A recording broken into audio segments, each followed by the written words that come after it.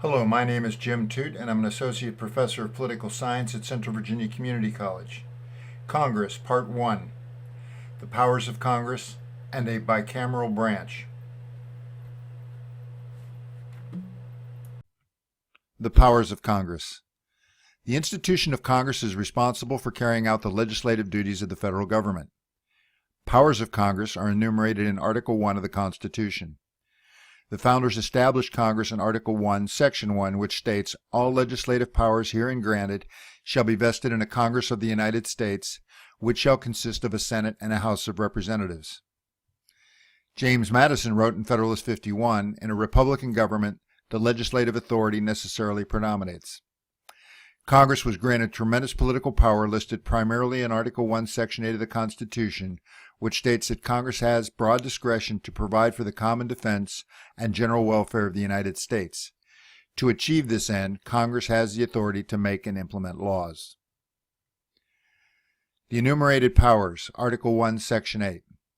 The Congress shall have the power to lay and collect taxes, duties, imposts, and excises, to pay the debts and provide for the common defense and general welfare of the United States.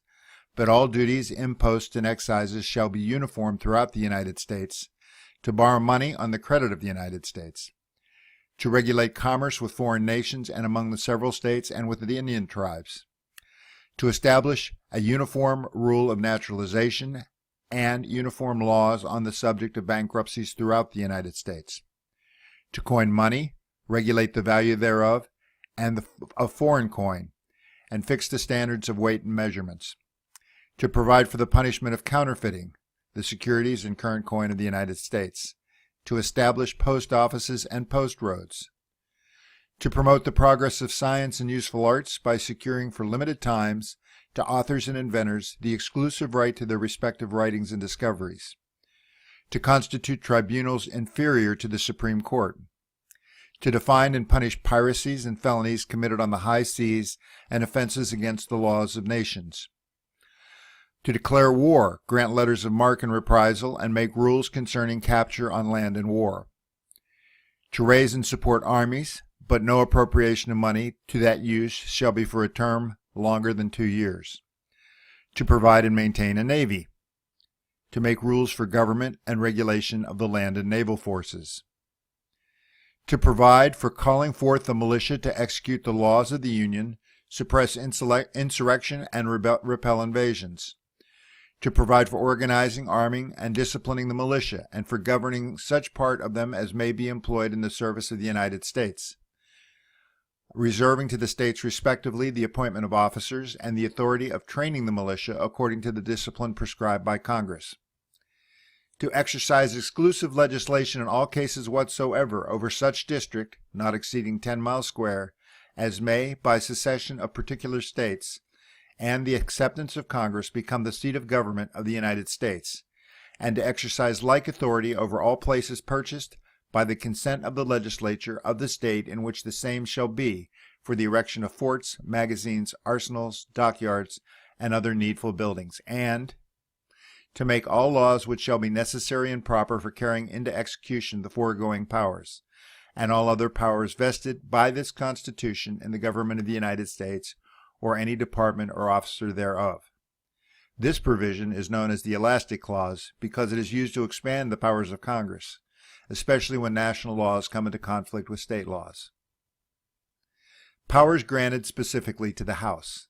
Certain powers are granted specifically to the House, such as the power to initiate all tax and spending bills. The Senate cannot propose such bills. It can accept, reject, or amend them. Powers granted specifically to the Senate. High-level presidential nominees, such as cabinet officers, Supreme Court justices, and ambassadors, must gain Senate approval. The Senate must also concur in treaties with foreign countries. A bicameral legislative branch.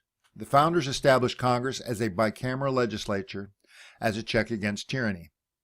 This bicameral system distributes power within two houses that check and balance one another rather than concentrating authority in a single body. The House of Representatives is the larger body with membership based on each state's population. The House has 435 members elected from districts that are roughly the same size in population. The Senate is the smaller body, with each state having 2 delegates. With 100 members, the Senate is more intimate, less formal legislative body than the House.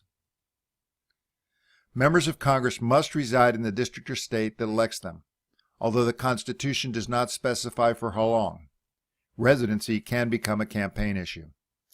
A politician who runs for office from an area where he or she has lived for only a short time and has few community ties is known as a carpetbagger.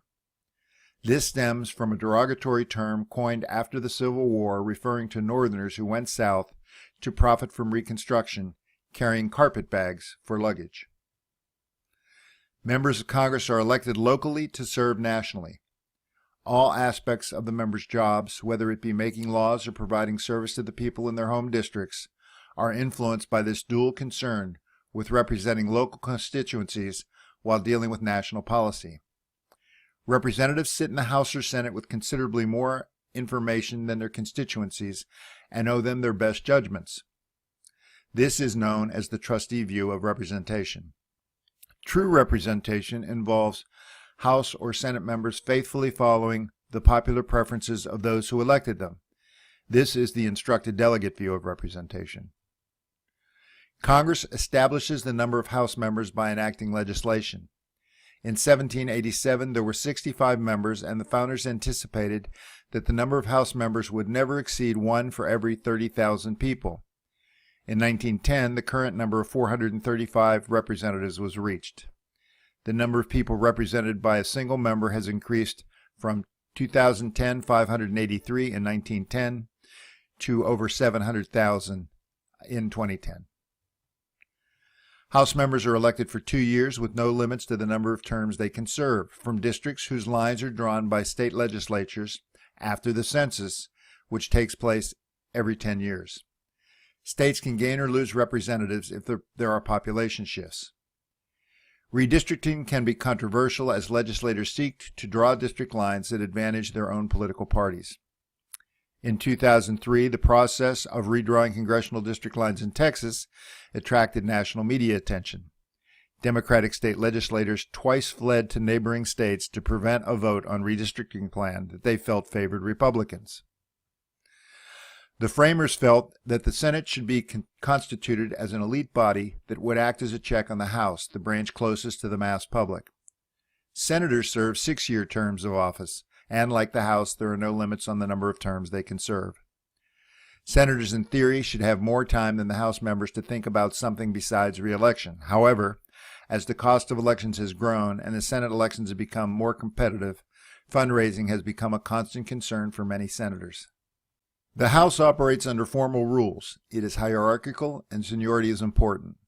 Members serve for a long time before they become leaders. Senior members have more influence over decision-making than their junior colleagues. The House meets in the largest parliamentary room in the world. Members do not have assigned seats and take any available place on padded benches. Few members spend time in the chamber other than when they are speaking or voting. At this point in the lecture, I'd like you to look at the video of the typical House speech, which is provided on Blackboard. Senators serve long terms and get to know their colleagues. Seniority is less meaningful, as junior senators have considerable power to make decisions along with their senior colleagues. The smaller size of the chamber allows members to pursue a fast track to leadership and increase public visibility early in their careers. The Senate chamber is smaller and more ornate. Senators are assigned desks and chairs, many of which have been held by distinguished members. Since the introduction of television to the Senate chamber in 1986, senior senators have taken back row seats, which provide favorable camera angles against a flattering blue backdrop and have space for displaying charts and graphs. Again, at this point in the lecture, I'd like you to take a look at the typical Senate speech video, which is. In our next video, we will discuss the parties in Congress.